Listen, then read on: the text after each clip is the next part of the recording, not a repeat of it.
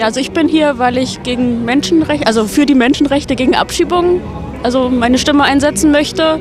Und gerade was nach dem, was jetzt in Spanien passiert und so, denke ich, ist ganz wichtig, nochmal zu sagen, ja, dass es so nicht weitergeht. Und weil die Flüchtlinge ja auch ganz schlecht behandelt werden in den Asylheimen. Deswegen bin ich hier.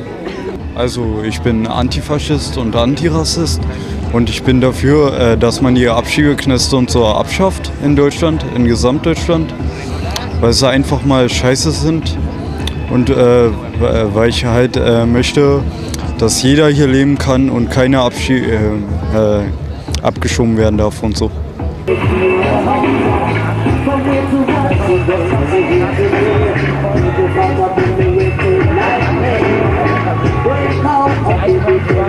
You can describe injustice like a resident fleet, for example. Deportation is a crime.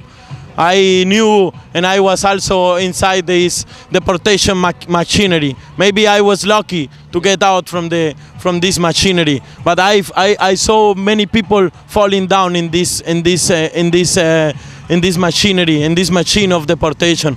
I have friends that they have survived this machine, and this machine is still working, and it will work forever if we don't stop her.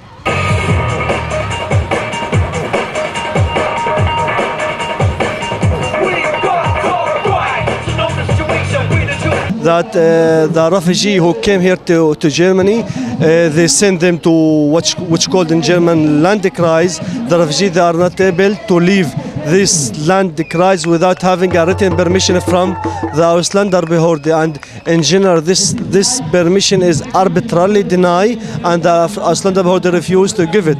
Although especially for political activities, it's impossible nearly to have permission. Also in the new immigration law, which started or came in power in the beginning of this year, in the past, a lot of refugees, they got their asylum because of exile activity, political activity. And in the new immigration law, they make it clear that the refugee who got denied or the first denied from their application, whatever they do as political activity here, they will not take it in consideration, and all your activity you do it, be it for your country or be it here, it will be in your own, or they will not be considered as a reason to get your asylum here in Germany. So this means, you know, that it's in general they want to kill the political activity of refugee, to create fear and to threaten the refugee and migrants, just to keep them calm and just waiting for their deportation. The democracy, I think it works in one direction, and the direction is the people who are having the right to say what is democracy and what is not democracy. You know, the leaders, the George Bush and Schroeder, Merkel, whatever, the so-called righteous countries, they are leading this machinery, this system, and they it's like give me or I make you the war, and I'm stand against. And I think that, for example, the thing of Paris is small things maybe, but there is what in German is called Unruhe. Yeah. And this Unruhe has only one reason, because people cannot live, and the people up, they can fool people sometimes, but they cannot fool the people all the time.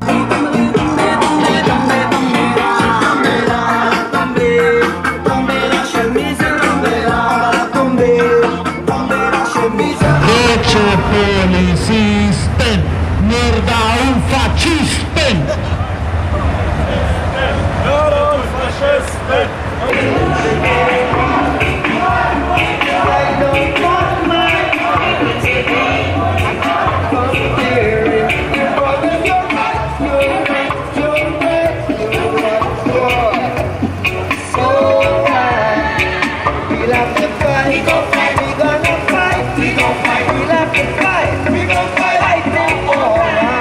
Right here is the Innen Synod here in Berlin, and we're standing here right now because we're here to talk about what's happening to refugees and migrants in this country. And what is happening to refugees and migrants in this country is the responsibility not just of us, but of the Innen Synod, and they're responsible for the brutality and the police abuses, the burning alive of refugees in this country. Recently, Uri Jallo was burned alive by police in Dessau, chained to the hands, chained to the feet. in Hamburg the same day, on the 7th of January this year. Laya Kunde was strangled alive by police in Hamburg. There are so many. How can somebody whose hands are chained in the police cell, feet are chained in the police cell, burn himself alive? So, and it actually goes unnoticed, you know. No police, no politician talks about it. Neither the press, only when there is protest. And all we can understand, they get burned alive, killed on the streets because they can't deport them. What do we expect? First of all, we're very, very interested in seeing that there is a stronger solidarity across refugees and migrants, first of all. Secondly, when we talk about what's happening to refugees and migrants, they say we are criminals. Now, when we talk about burning of people alive, you know, police brutality, they say we are criminals. And we are here to show that we are not the criminals, they are the criminals. The politicians are the criminals. Each refugee and migrant here can prove it because they have scars on their bodies, you know, with guns made from Germany, bombs made from Germany, and they are here to prove it.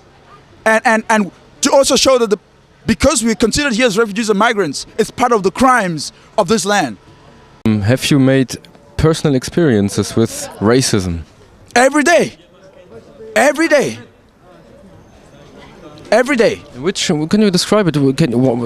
Give an example or something. Can you give me an example for that? Just one.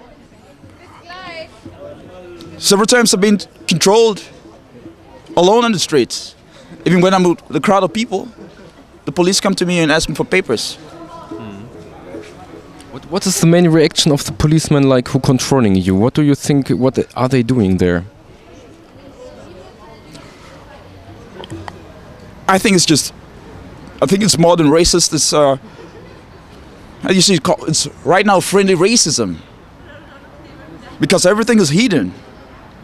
You know, they come in the name of Sicherheit, security.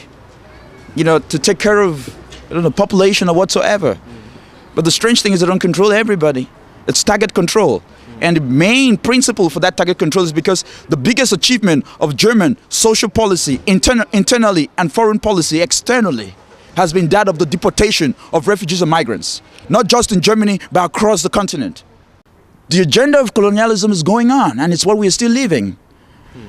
And so it's important when we talk about migration. Refugees and migrants don't move. They move from one prison to the other. You have hidden prisons in Poland and Romania and so on. You know, replicas of Guantanamo. Integration itself, what they are talking about, has a lot of stories associated to it. It is just a system of hypocrisy. Because the people who are supposed to be integrated, they are all in deportation camps. They have been deported. After deporting all these people, they make now political propaganda, how we are integrating people and all that. You know, in a land where its legislation create parallel societies, exclude and criminalize refugees, what does integration mean in such a land? The German society is very, very far from integrating refugees and migrants. And these are problems which need to be tackled. They are playing with these problems. Time will tell, because there is no way which they can go over this problem. One of the surprising stories to me in this land is that every word the refugees use or migrants, the German people say, no, that is not allowed. That is not allowed. In the colonial time, they moved to the colonies with weapons, beat the people, brutalized them, and seized everything. They caused all this destruction. They don't want to be accountable for it. They are only continuing by trying to push these wrongs away. But these wrongs will always follow them. They remain like curses in this land. In this land, where they are talking of integration, Germany as a strong European power, pioneers of human rights and freedom. In this very land, racist laws that make people reflect of the apartheid regime are still existing. Why? So the Germans in some case are scared about these discussions, yeah? Of course, they are scared. They don't want to discuss about it. They are not even interested. Why should such laws exist? I am an asylum seeker. I don't have the right to move freely. Why?